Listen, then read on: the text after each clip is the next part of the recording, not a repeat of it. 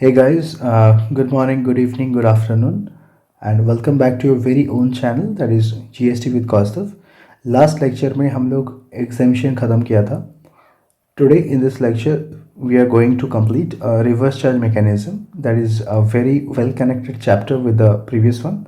So without wasting any further time because Jain item के लिए time बहुत कम कम रह गया है तो we will just jump into the chapter. Okay guys, see to the screen.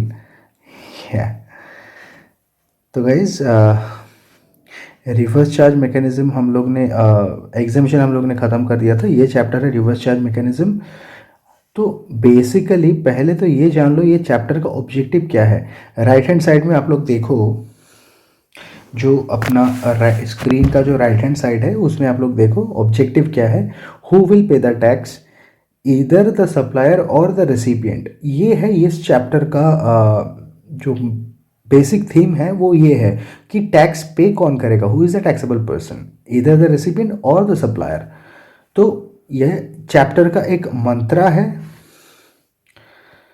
Basically ये चैप्टर का गवर्नमेंट भी ये मंत्रा फॉलो करती है. This is government always asks the person to pay tax who wishes to pay the tax. मतलब मांगो उसी से जो टैक्स भर दे खुशी से. ठीक है, क्या बोला मैंने? मांगो उसी से जो टैक्स भर दे खुशी से. राइट. फिर next question is what is RCM. Reverse charge mechanism means the liability to pay tax by the recipient of supply of goods or services. मतलब गुड्स हो या सर्विस हो फर्क नहीं पड़ता है. जो रेसिपिएंट है he will bear the tax load instead of the supplier. तो यहाँ पे एक छोटा सा एग्जांपल है. ये सप्लायर है, he is giving a supply to the recipient R, and यहाँ पे recipient pays the tax on inward supplies and recipient if he is paying tax on reverse charge mechanism. मतलब recipient is paying the tax on RCM basis on inward supplies. तो ये case में mandatory registration लेना है under section 24. किसको लेना है? Recipient को लेना है mandatory registration. And for two मतलब ये RCM का जो चैप्टर है ना ये तभी एप्लीकेबल होगा अगर the recipient is located in taxable territory. अब टैक्स यहाँ पे टैक्सेबल टेरिटरी का क्या मतलब है? Taxable territory means India. तो अगर वो रेसिपिएंट इंडिया में लोकेटेड है तभी ये चैप्टर एप्लीकेबल होगा. If the supplier is making exclusive supply on RCM basis तो उसको रजिस्ट्रेशन लेने की कोई ज़रूरत नहीं है अंडर सेक्शन 33. ये रजिस्ट्रेशन चैप्टर में हम लोग ऑलरेडी ये चीज़ सीख चुके हैं. फिर नेक्स्ट स्टेप है few specific services on which RCM applies, जहाँ पे recipient must be located in taxable territory. Taxable territory का यहाँ पे क्या मतलब है गाइज बोलो? इंडिया. तो रेसिपिएंट अगर इंडिया में लोकेटेड है तभी ये चैप्टर एप्लीकेबल होगा. पहला तो जो सर्विस है दैट इज GTA सर्विस. देखो ये पूरा चैप्टर हम लोग ना डायग्राम के थ्रू सीख लेंगे. बड़ा ही मनमोहक छोटा सा चैप्टर है बट एग्जाम के लिए इसका वेटेज बहुत ज़्यादा है. तो ये चैप्टर को आप लोग कतई क्या बोलें उसको छोड़ोगे नहीं. ये चैप्टर को पढ़ के जाना है. ठीक है, यहाँ पे एक छोटा सा नोट है. Goods transportation services by any person other than GTA is examined. मतलब जो गुड्स ट्रांसपोर्टेशन सर्विसेज है ना वो सर्विस अगर कोई GTA छोड़ के कोई दूसरा पर्सन दे रहा है या ले रहा है, आई मीन कोई दूसरा पर्सन GTA छोड़ के कोई दूसरा पर्सन ये गुड्स ट्रांसपोर्टेशन वाली सर्विस जो है वो दे रहा है, in that case this service is always going to fall under exempt category. Right. फिर यहाँ पे पूरा चैप्टर अपने डायग्राम के हिसाब से सीखेंगे as I promise to you guys. देखो केस 1 जीटीए सर्विस के अंदर ये सप्लायर है, ये सर्विस दे रहा है रेसिपिएंट को। रेसिपिएंट नॉट बीइंग गवर्नमेंट या फिर registered as TDS deductor. TDS deductor मतलब अंडर सेक्शन 51 इसका रजिस्ट्रेशन नहीं है, गवर्नमेंट नहीं है। तो वो केस में रेसिपिएंट अगर कोई कंपनी है या फिर फर्म है, देखो फर्म होगा ना तब रजिस्टर्ड फर्म भी इसमें आ जाएंगे एंड अनरजिस्टर्ड फर्म भी आ जाएंगे। And company, firm, cooperative society, casual taxable person, any GSTIN holder thereof. अगर रेसिपिएंट इस कैटेगरी में फॉल करता है, दैट इज कंपनी है या फिर फर्म है, बोथ रजिस्टर्ड और unregistered, cooperative society, casual taxable person, any GSTIN holder, तो वो केस में जो सप्लायर है वो यहाँ पे कोई आईटीसी बुक नहीं करेगा on inward supplies, but the recipient will pay tax on RCM basis eight the rate of 5%। फिर केस 2 देखो यहाँ पे optionally forward charge mechanism is available, मतलब मैं ब्रैकेट में लिख देता हूं फॉरवर्ड चार्ज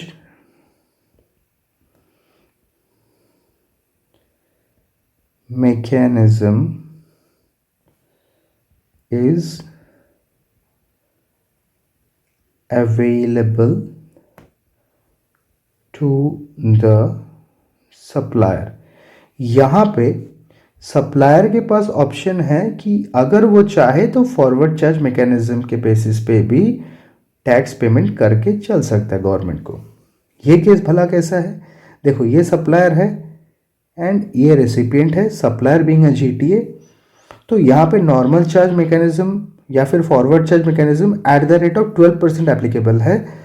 तो जहाँ पे जीटीए को जीटीए जहाँ पे नॉर्मल चार्ज मैकेनिज्म के हिसाब से टैक्स पेमेंट करती है ना, वो केस में उसको आईटीसी अलाउ हो जाएगा। ITC on inward supplies available to the supplier that is GTA and he will be paying tax at the rate of 12%। पिछला यहाँ पे क्या था, जहाँ पे इनपुट टैक्स अलाउड नहीं है वहाँ पे 5% टैक्स रेट, जहाँ पे इनपुट टैक्स अलाउड है वहाँ पे 12% टैक्स रेट। स्पेसिफिक है, याद रख लो आप लोग परसेंटेज। फिर दूसरा पॉइंट है legal services, right. Supplier being junior या फिर senior advocate, a firm of advocates. आपको पता है कि जो जैसे चार्टर्ड अकाउंटेंट्स का फर्म होते हैं वैसे लीगल एडवोकेट्स के भी फर्म होते हैं। फिर या फिर एपेलेट ट्रिब्यूनल। एपेलेट ट्रिब्यूनल मतलब यहाँ पे अपने केस में जीएसटी एपेलेट ट्रिब्यूनल हो गया। And recipient, if the recipient is liable to registration, that is उसका preceding financial years turnover is 10 lakh 20 lakh से ज़्यादा हो रहा है। यहाँ पे इसका मतलब क्या है, preceding financial years turnover is greater than 10 lakh 20 lakh या फिर 40 लाख। ये जहाँ पे हो गया तो वहाँ पे देखो preceding financial years turnover is greater than 10 lakh 20 lakh 40 lakh. तो ये वाले केसेस में जो सप्लायर है, मतलब यहाँ पे आरसीएम एप्लीकेबल हो जाएगा if the recipient is liable to registration, right. फिर तीसरा कैटेगरी है स्पॉन्सरशिप सर्विसेज। यहाँ पे सप्लायर है, रेसिपिएंट है। रेसिपिएंट बीइंग अ कंपनी और अ फर्म। फर्म के केस में बोथ रजिस्टर्ड अनरजिस्टर्ड। अगर रजिस्टर्ड है अनरजिस्टर्ड उससे फ़र्क नहीं पड़ता है, दोनों ही केस में एप्लीकेबल है। एग्जाम्पल समझो, supplier is any person who receives the payment for this sponsorship services. Example यहाँ पे सप्लायर है बीसीसीआई एंड रेसिपिएंट है वीवो। फॉर एन एग्जाम्पल आप लोग देखते होंगे कि IPL, that is Vivo IPL, right. तो यहाँ पे Vivo is the recipient and BCCI the IPL committee is the supplier, right. चलो, फिर चौथा कैटेगरी है अपना गवर्नमेंट सर्विसेज। यहाँ पे सब देखो, पहले तो ए पढ़ेंगे। जो कैटेगरी ए है that is related to any service जहाँ पे supplier being central government, state government, local authority, union territory, ये लोग कौन सा सर्विस प्रोवाइड कर रहे हैं? Any service to a recipient, जहाँ पे रेसिपिएंट का प्रीसीडिंग फाइनेंशियल ईयर का टर्नओवर है 10 लाख 20 लाख से ज़्यादा and the recipient is a business entity, तो वो केस में RCM अप्लाई हो जाएगा। फिर पार्ट बी है, सी गाइस, यहाँ पे जो पार्ट बी है, पार्ट बी में गवर्नमेंट ये सर्विस प्रोवाइड कर रहे हैं, renting of immovable property by government. Supplier कौन है भला? Central government, state government, local authority etcetera, ये सप्लायर है। एंड जो रेसिपिएंट है वो कोई भी GSTIN होल्डर है, that is he is a registered person in GST। तो अगर बिजनेस टू बिजनेस है, B2B है, तो RCM एप्लीकेबल हो जाएगा। एंड दूसरा ट्रांजैक्शन T2 मतलब ट्रांजैक्शन 2, यहाँ पे recipient is not a GSTIN होल्डर। ये केस में अगर मतलब this is B2C, business to consumer transaction है, तो यहाँ पे government will pay the GST। मतलब ये वाले केस में नॉर्मल चार्ज मैकेनिज्म या फिर forward charge mechanism will apply, right. See guys, ये NCM का चैप्टर ना बहुत इजी है, आप लोग एक बार इसको लॉजिकली समझ लोगे, this chapter is the easiest chapter in the whole GST, ठीक है। फिर यहाँ पे जो अपना फिफ्थ पॉइंट है वो देख के चलेंगे, जो ट्रांसफर ऑफ डेवलपमेंट राइट है, फ्लोर स्पेस इंडेक्स है, या फिर long term lease of land greater than 30 years terms. इस ये तीन चीज़, सप्लायर कौन है? Any person owning the land, मतलब लैंड ओनर सप्लायर है। Supplier recipient being a builder या फिर प्रोमोटर, इनको जो देखो जो लैंड ओनर है ये TDR नहीं तो FSI नहीं तो लॉन्ग टर्म लीज प्रोवाइड करके चल रहा है, किसको? रेसिपिएंट को।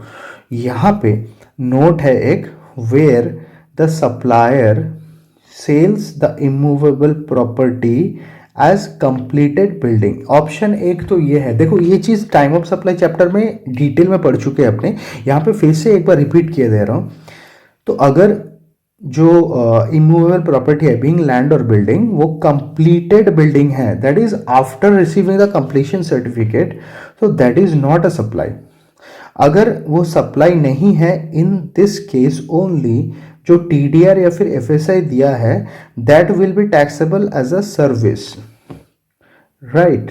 फिर इसका इधर पे देखो राइट में, if the land owner sells under construction building, यहां पे कीवर्ड क्या है? Under construction building. अगर अंडर कंस्ट्रक्शन बिल्डिंग सेल कर रहा है and if it is taxable as supply of service, then no tax on TDR and FSI।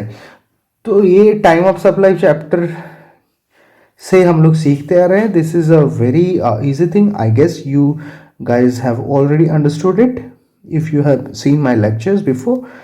Then point number 6 is services by a director to a company, मतलब supplier being a director, only part time director, and the recipient being a company। तो यहाँ पे जो recipient है pays tax on RCM basis।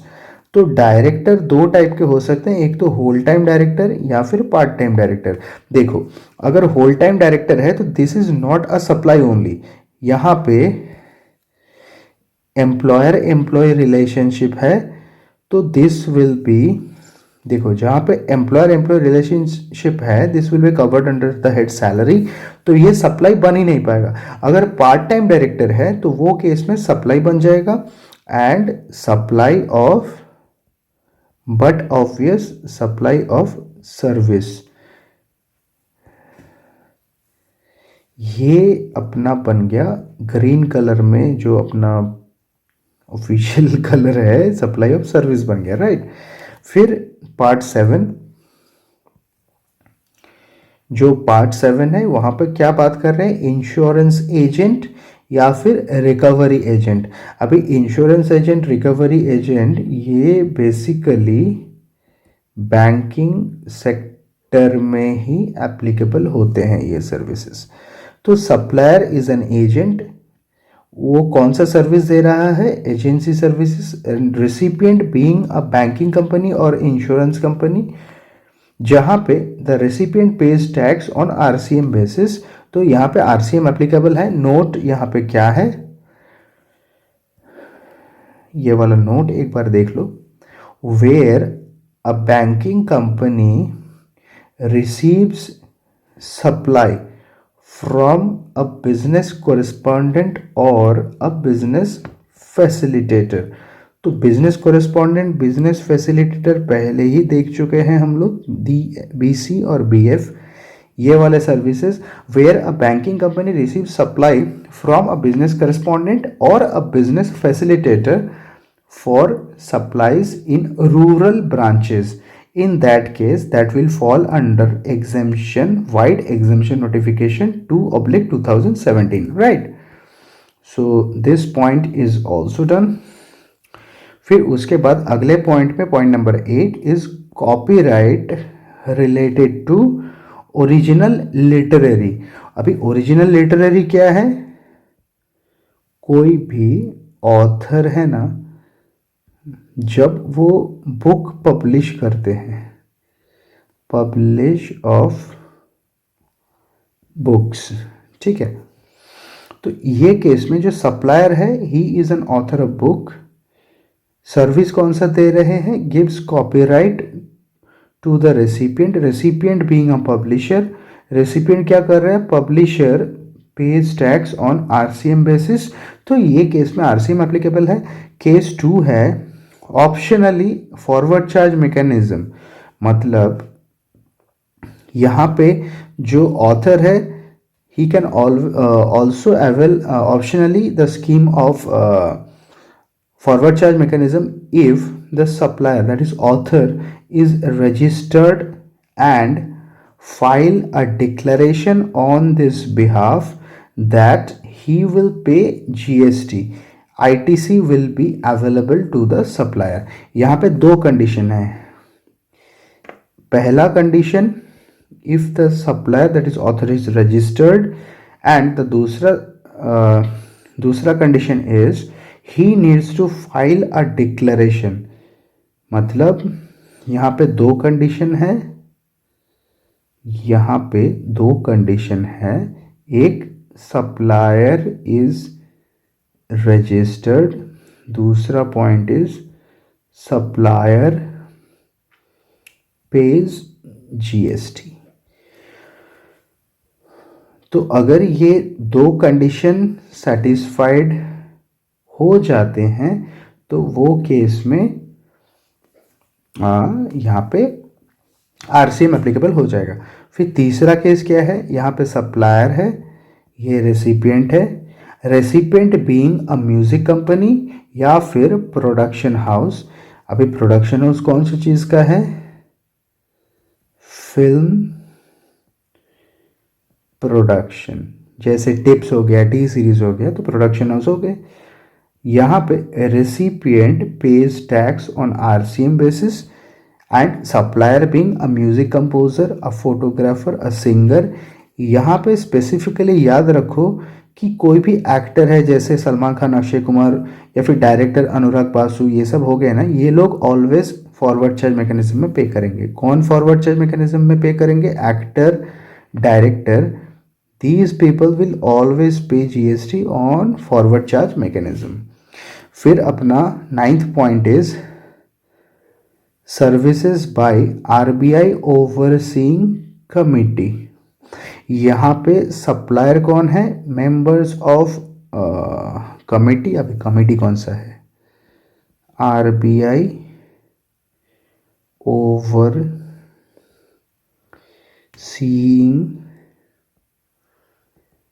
Committee. अभी यहाँ पे RBI overseeing committee है, ये सप्लायर है, and recipient being reserve bank of India. तो यहाँ पे आरबीआई जो आउटवर्ड सप्लाई कर रहे हैं ना, उसके ऊपर no GST since it is exempt. अभी एग्जेम्प्ट वाइड एग्जेम्पशन नोटिफिकेशन 12/2017। देखो अभी ये एग्जेम्पशन नोटिफिकेशन के तहत जो आरबीआई का आउटवर्ड साइड है ना, RBI can not charge GST. तो वो केस में जो इनवर्ड सर्विसेज है आरबीआई, तो ITC on inward supplies received by RBI can not be utilised by RBI. तो यहाँ पे आरबीआई को आईटीसी अलाउड नहीं है इनपुट सर्विसेज में, ये चीज़ याद रख लो। फिर we are going forward to the next category, that is services of business facilitator, business correspondent in the banking sector, right? अभी बैंकिंग सेक्टर में सप्लायर कौन है? Business facilitator, business correspondent, recipient being banking company. जो urban branch है उसमें RCM applicable है। फिर दूसरा केस में supplier is a DSA, direct sales agent, and recipient being non banking financial corporation या फिर bank. Only an individual if DSA is a company और firm, forward charge mechanism will apply. इसका क्या मतलब है भला?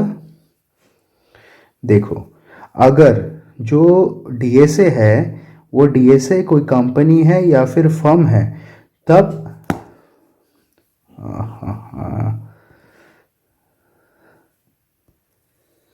जो डीएसए है वो डीएसए कोई कंपनी या फर्म है, तब रिवर्स चार्ज मैकेनिज्म अप्लाई होगा। यहाँ पे लिख देता हूँ, if the DSA is an individual, then forward charge mechanism will apply. See, if the recipient is a company or firm, only मतलब इफ द डीएसए, यहाँ पे जो सप्लायर है डीएसए अगर कोई कंपनी या फिर फर्म है तो वो किस में रिवर्स चार्ज मैकेनिज्म अप्लाई होगा? इफ द सप्लायर या फिर DSA is an individual then forward charge mechanism will apply. Forward charge mechanism का क्या मतलब है? Supplier will pay the tax. फिर अपना नेक्स्ट कैटेगरी है services of renting of motor vehicle, मतलब जहाँ पे मोटर व्हीकल रेंट में दिया जा रहा है। तो यहाँ पे supplier is an individual and the recipient is any body corporate. Any body corporate का क्या मतलब है? बी इट अ कंपनी और अ फर्म, एनीथिंग। कंपनी भी हो सकता है, फर्म भी हो सकता है, बीइंग अ बॉडी कॉर्पोरेट। दूसरा केस में सप्लायर है, यहाँ पे सप्लायर कॉर्पोरेट बॉडी कॉर्पोरेट है and the recipient is also body corporate और इंडिविजुअल। यहाँ पे देखो रेसिपिएंट के हिसाब से डिपेंड नहीं करता है, रेसिपिएंट कौन है वो चल जाएगा, but whether the supplier is individual या फिर the supplier is body corporate, that needs to be checked. अगर the supplier is an individual, वो केस में आरसीएम है, मांगो उसी से जो दे दे खुशी से, गवर्नमेंट का यही थीम है। तो सप्लायर अगर इंडिविजुअल है उससे मांगेंगे तो वो खुश नहीं होगा। सप्लायर अगर कंपनी है, बॉडी कॉर्पोरेट है, उससे मांगोगे तो ही will be the happiest person. चलो मैं रजिस्टर्ड हूँ, मेरे से मांग रहा है तो मैं दे दूंगा, राइट। यहाँ पे एक छोटा सा नोट है, decision is only based on status of the supplier and not on the status of recipient. तो देखो दैट इज बट ऑब्वियस, जो मैंने जनरल रूल बोला है, this decision is only based on the status of the supplier. मतलब government उसी से मांगता है जो देने में खुश है। फिर 12 सिक्योरिटी सर्विसेज, यहाँ पे देखो supplier not being a body corporate, यहाँ पे सप्लायर बॉडी कॉर्पोरेट नहीं है। एंड जो रेसिपिएंट है any registered person and not being government. Supplier is not being a body corporate. Services कौन सा है? सिक्योरिटी सर्विसेज दिया जा रहा है। ये यहाँ पे आरसीएम एप्लीकेबल है अगर रेसिपिएंट कोई एनी रजिस्टर्ड पर्सन हुआ तो। फिर number 13, lending of security under a stock lending scheme. ये स्टॉक लैंडिंग स्कीम आप लोग जो एसएफएम में पढ़ते हो ना, शॉर्ट सेल किया, तो वो शॉर्ट सेल जो कॉन्सेप्ट है वो जीएसटी के अंदर, जीएसटी के अंदर भी शॉर्ट सेल का कॉन्सेप्ट है एंड शॉर्ट सेल वाला कॉन्सेप्ट यहाँ पे लैंडिंग ऑफ सिक्योरिटीज में आ जाएंगे। तो जो सप्लायर है not being a body corporate, यहाँ पे सप्लायर बॉडी कॉर्पोरेट नहीं है। And the recipient is any body corporate. Any body corporate का क्या मतलब है भला? कंपनी भी हो सकता है, फर्म भी हो सकता है, both registered and unregistered. Firm के केस में रजिस्टर्ड अनरजिस्टर्ड उसका क्लासिफिकेशन कुछ है नहीं। फिर अपना point number 13, import of services. अभी यहाँ पे देखो, यहाँ पे supplier is located at non taxable territory and the recipient is located at taxable territory that is India. तो जो नॉन टैक्सेबल टेरिटरी है ऑब्वियसली फॉरेन कंट्री होगा एंड अगर इंपोर्ट ऑफ सर्विसेज है वो केस में रिवर्स चार्ज मैकेनिज्म के basis पे जो रेसिपिएंट है वो टैक्स पेमेंट करके चलेगा। यहाँ पे एक छोटा सा नोट है, if the supplier is an OIDAR supplier. OIDAR का क्या मतलब है? ओइडर सप्लायर का मतलब है, आप लोग इन शॉर्ट याद रख लो कि वो नेटफ्लिक्स है। अगर इन केस ऑफ, देखो, if the supplier is an OIDAR supplier being Netflix या फिर अमेजन प्राइम, वो केस में tax on forward charge basis where recipient is not registered. अभी जो यहाँ पे रेसिपिएंट है ना,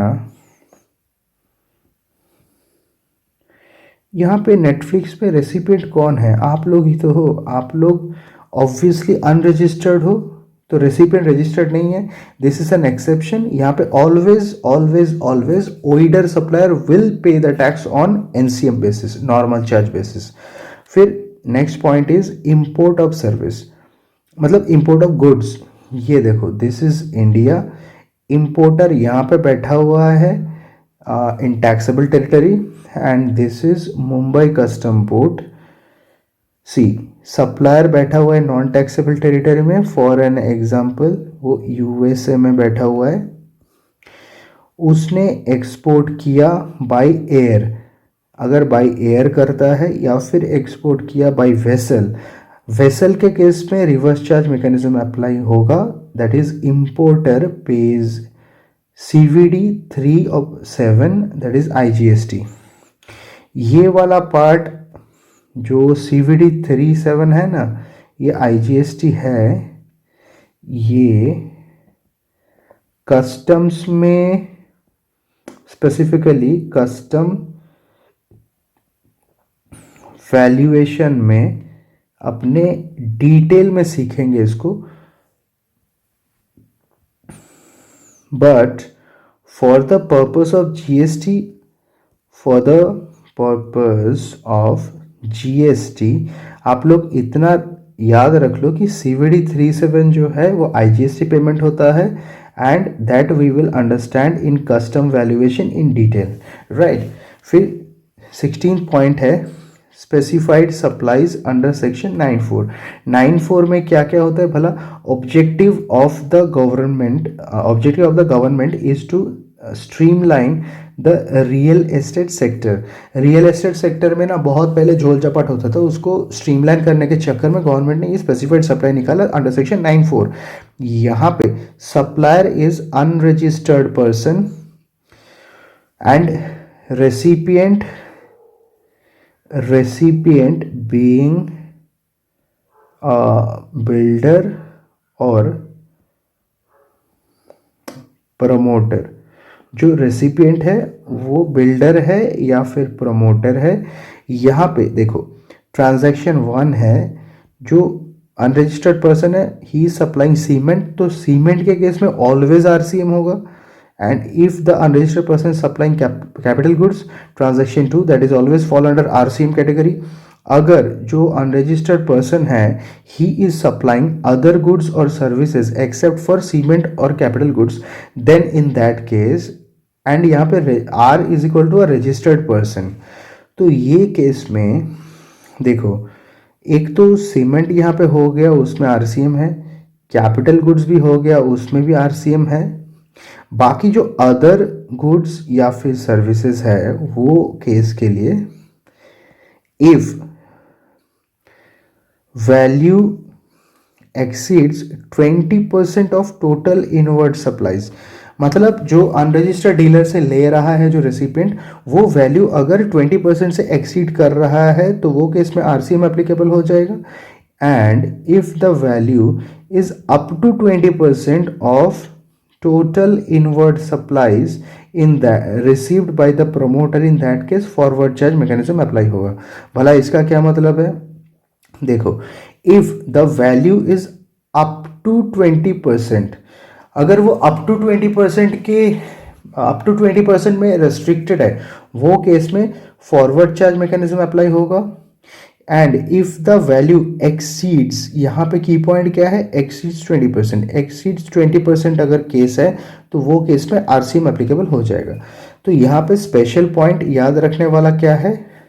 एक तो RCM in case of few goods, कुछ कुछ गुड्स के केस में भी आरसीएम एप्लीकेबल है, तो यहाँ पे याद रख लो, in the old law RCM reverse charge mechanism was only for services, but in GST regime below goods are also covered in RCM basis. मतलब जो न्यू जीएसटी लॉ आया उसमें even goods are covered under RCM, right. तो goods भी cover होने लगा। अभी कौन कौन सा गुड्स कवर्ड होने लगा भला?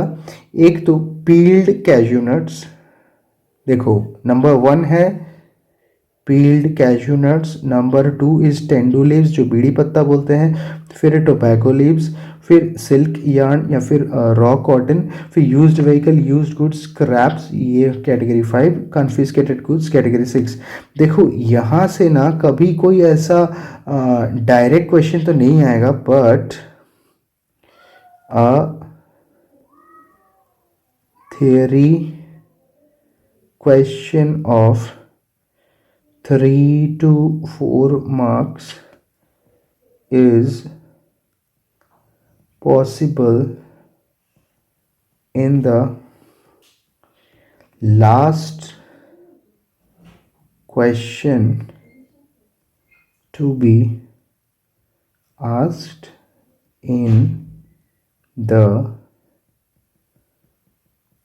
CA final exam.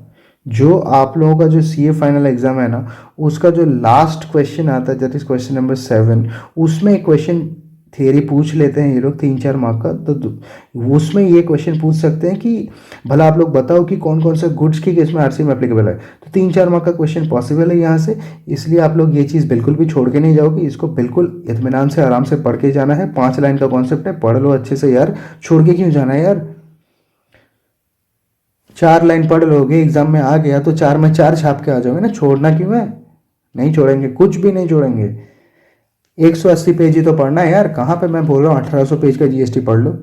दूसरे टीचर्स लेक्चरर्स बोलते रहेंगे यार, मैं तो टोटली आपको 180 पेज दे रहा हूँ, वो तो कम से कम पढ़ लो। हाँ ठीक है, जज्बाती नहीं हो रहे हैं, बिल्कुल भी जज्बाती नहीं हो रहे हैं। चलो, एक तो पील्ड कैश्यू नट्स हो गया, फिर दूसरा पार्ट में जो टेंडू लीव्स होता है बीड़ी पत्ता वो कवर हो गया, फिर टोबैको लीव्स वो भी कवर होते हैं, यहाँ पे सिल्क यार्न हो गया या फिर रॉ कॉटन हो गया, वो भी कवर हो जाएगा। यूज्ड व्हीकल, पुराने गाड़ी, जो यूज्ड गाड़ी है वो भी आ जाता है। यूज्ड गुड्स, स्क्रैप्स, या फिर जो कॉन्फिस्केटेड गुड्स वो सोल्ड किया हुआ है। कॉन्फिस्केटेड गुड्स का क्या मतलब है? मतलब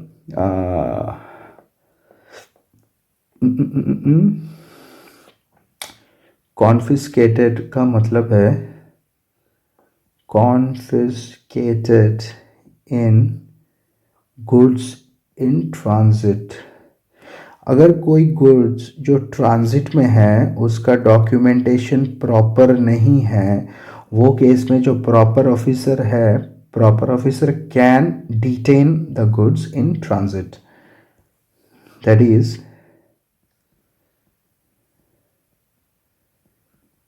detained by proper officer, right. तो ये चीज़ भी क्लियर हो गया, detention by proper officer in the transit. तो ये सारा चीज़ था। तो guys, this is the end of the very cute, lovely and मनमोहक chapter reverse charge mechanism. I hope you people enjoyed this lecture throughout. तो guys, this is only 36 minutes, तो 36 minute में RCM चैप्टर आपका ख़त्म हो गया है। कल हम लोग फिर से मिलेंगे आप लोगों का very own channel GST with Kaustav, उसमें। तो वहाँ पे we will be starting with the chapter input tax credit and ITC। आप सबको पता है कि ये चैप्टर बहुत ही इम्पोर्टेंट, बहुत बहुत बहुत बहुत ज़्यादा ही important for the exam perspective, क्योंकि यहाँ से एक 8 मार्क का बड़ा क्वेश्चन हर अटेम्प्ट में इंस्टीट्यूट पूछता है। एंड इन दिस टाइम ये चैप्टर में अमेंडमेंट भी है, right guys. This chapter is also containing with an amendment in rule 43। तो अपने वो अमेंडमेंट भी सीखेंगे। बड़ा ही छोटा सा अमेंडमेंट है यार, उतना बड़ा कुछ नहीं है। टीचर लोग डरा के रखा है आप लोगों को कि बहुत बड़ा अमेंडमेंट है, बड़ा कुछ बड़ा नहीं है, छोटा सा एक अमेंडमेंट है कैपिटल गुड्स में, रूल 43 में। कल देख लेंगे। तो कल गाइज मिलते हैं in this channel with the chapter input tax credit. तब तक के लिए पढ़ते रहो, आगे बढ़ते रहो, हमेशा मैं यही बोलता हूँ। Goodbye, take care, love you, tata, bye.